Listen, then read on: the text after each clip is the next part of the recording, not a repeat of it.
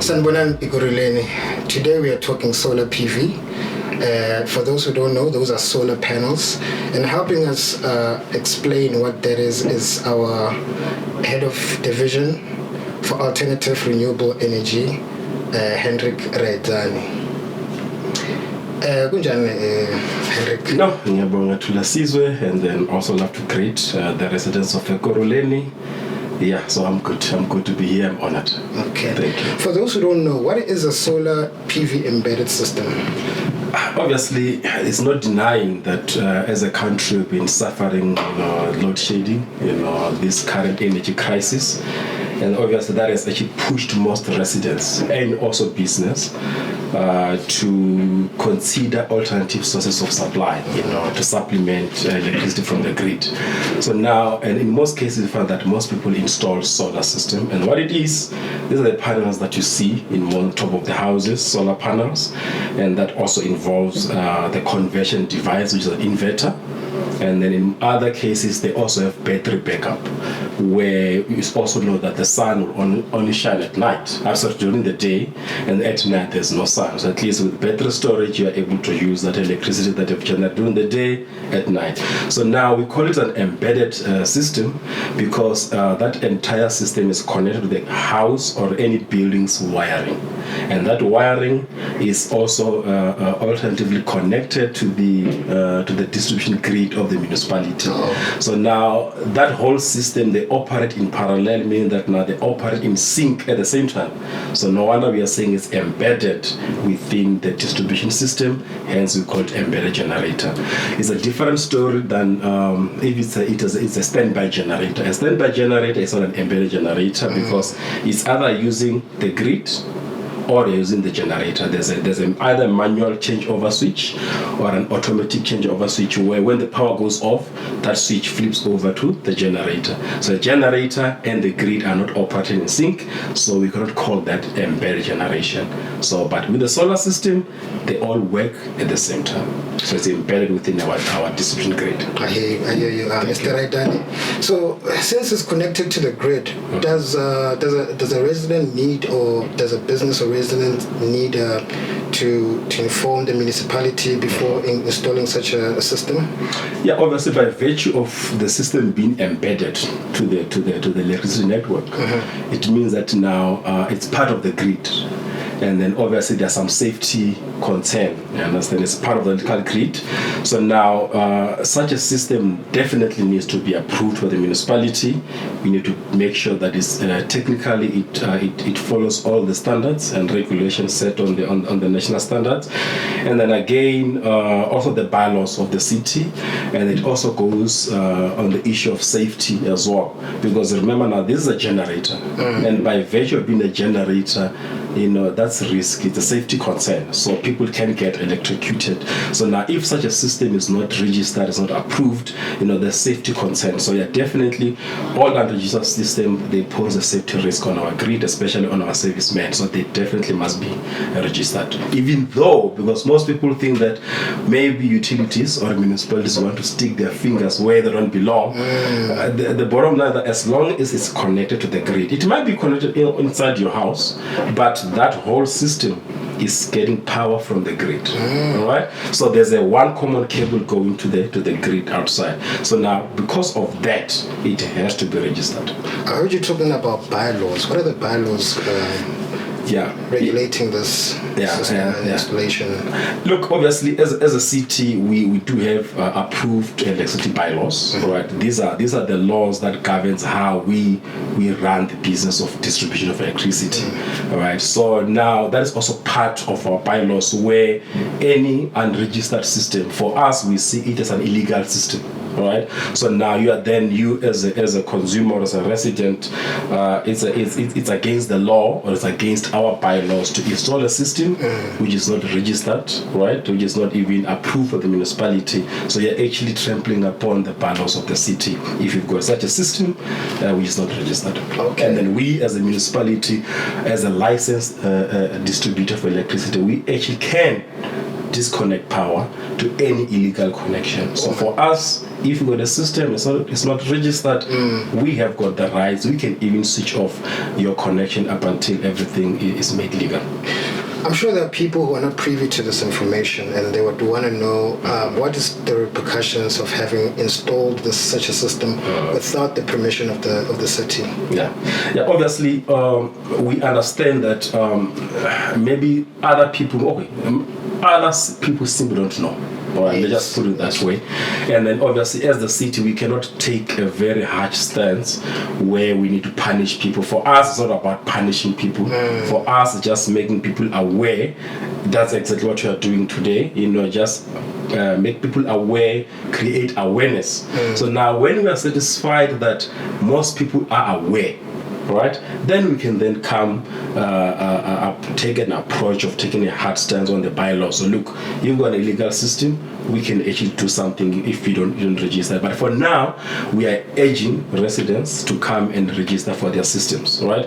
And then maybe we're probably going to send out a notice as time goes on, where we put like a deadline to say, look, we are giving everybody, let's say 6 months or 12 months to come and register your system. And then if you don't do that within that period, then we can start being hard, and on the application of the bylaws, because it's for us, like as I've indicated, it's a safety concern. So we have to do something, because more and more as the load shedding crisis increases, we are seeing a mushrooming of all these systems. So the city, we need to protect our grid, we need to protect the customer, the residents, protect our servicemen, and then so basically we just want to protect everybody. So it's not like want to stick our fingers where they don't belong. I hear you, sir. You're well aware we are, as a country, going through harsh economic times. We want to cut corners where we can, save money where we can. So when installing these solar PV systems, can I call my uncle from somewhere in Boksburg there to help me? Who is qualified to install these systems? Who can actually help me if I'm planning on installing a solar panel or solar PV system? Like I said this is generation, this is electricity generation, right? And then that obviously tells you that now there must be a registered, a qualified electrical installer. So in this case, any electrician who is qualified, who also has got a wireman's license, all right, they are more qualified to install a solar system. But however, there is also some other bodies like your Subvia, that got some accreditation, where they issue what is called PV green card. So what that training does, it actually takes any qualified electrician through the whole solar process, even including the DC part of the installation. And then we know that once you get that accreditation, it's not like it's law, but it's just a good thing to have as an installer, because now for us as a municipality, it gives us confidence to know that the installation that has been done is of the highest quality, it complies with all the standards, safety and all that. So now it actually gives such people an added advantage. So now, but in short, only a qualified electrician with a wireman's license who's able to issue a certificate of compliance for the installation can install a solar system. Just so unfortunately you can't call my uncle. Your uncle. Sorry, uncle. Yeah, unless your uncle is an accredited. Exactly. Okay, I hear what you're saying. So now, does the city provide some of these people? Can I call up a ward and find out if there's someone who can assist that is coming from the city to install such a system in my house or in my business? Obviously, this is a private space. All right, it's a private space. So as a municipality, we're not privy, on the contract between you, the potential installer, and any potential. So you, the customer, and an installer. So we can't really play a role there. So we cannot necessarily give such details to customers, because now once you start doing that, the municipality will be seen as if you are colluding, with certain installers, and then we want them to get business. So I don't think it's a space that the municipality can play. The best thing is that customers, there's a lot of information out there. As long as you are able to trace the company, number one, unless even if it's an individual, but as long as that individual is qualified, is qualified, has got proper qualification, they can issue, a wireman's license, a certificate of compliance and all that. I think that is up to the customer. So unfortunately, the municipality cannot really give any. It's very elaborate. Right. I'm sure the guys at home can get a lot of information from that. Yes. So now, what are the standard regulations that govern installation of the solar PV? Yeah, obviously, these are, we call them, it's industry, I won't really say specifications, but it's more of guideline, for uniformity, for safety and uniformity. We call them NRS 097-2-3 and also NRS 097-2-1.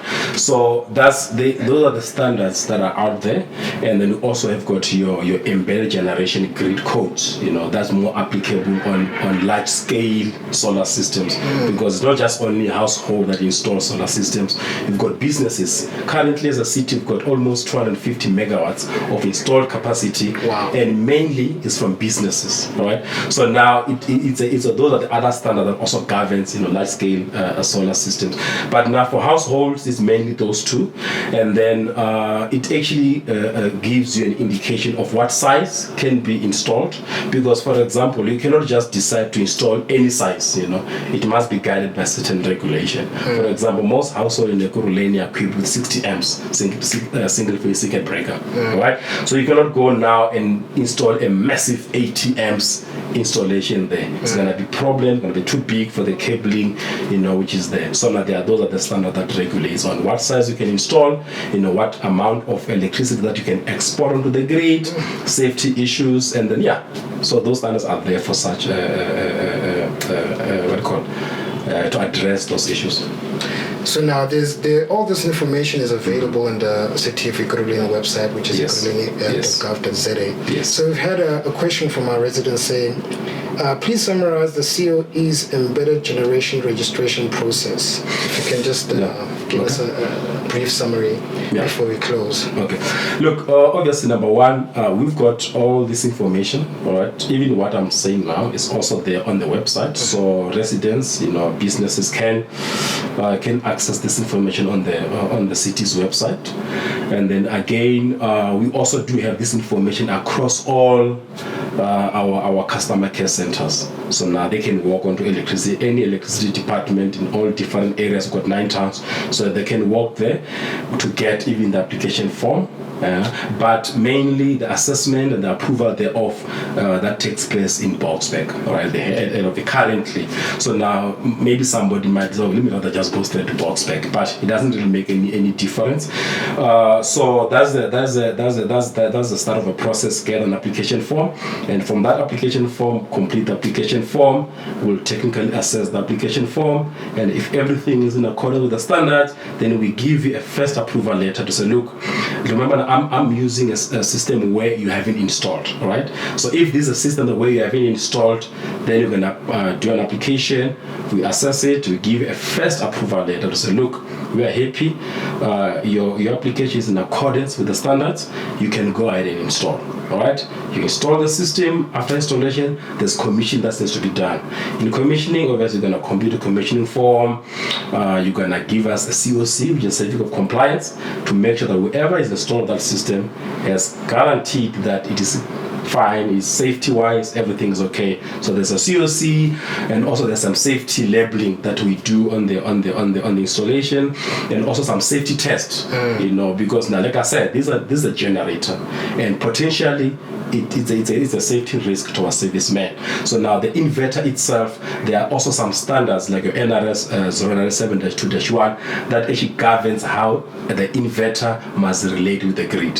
Because what happens is that now if power goes off, right, and you are generating, right? So that inverter should be able to distinguish that the grid is not there. Then it isolates the grid. Then our guys looking outside, they are safe. So those are some of the safety issues that we look at, when we issue a final approval. So if we are happy with all the commission documentation, then we issue a final approval letter to certify the installation. Then that's it, you are done. What we'll do on our side, we put your installation on our database, and that database is also used by NERSA as well. So sometimes NERSA does request that information, then we do submit to NERSA, and then that's it.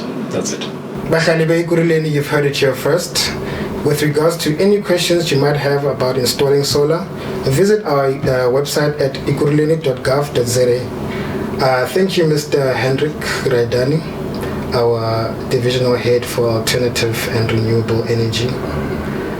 Thank you for joining us, and hope you'll join us again soon. No, thank you, Baba. It's an honor to be here, and then let's make our residents aware, of what is out there, and then hopefully we'll see a lot more and more coming to register their systems, and then so that everybody is safe, the customer, Ekurhuleni, and also our servicemen are safe. So let's keep that good way. Thank you. Thank you, Mr. Raedani. Don't forget to follow us on all our digital platforms, and cheers. Thank you.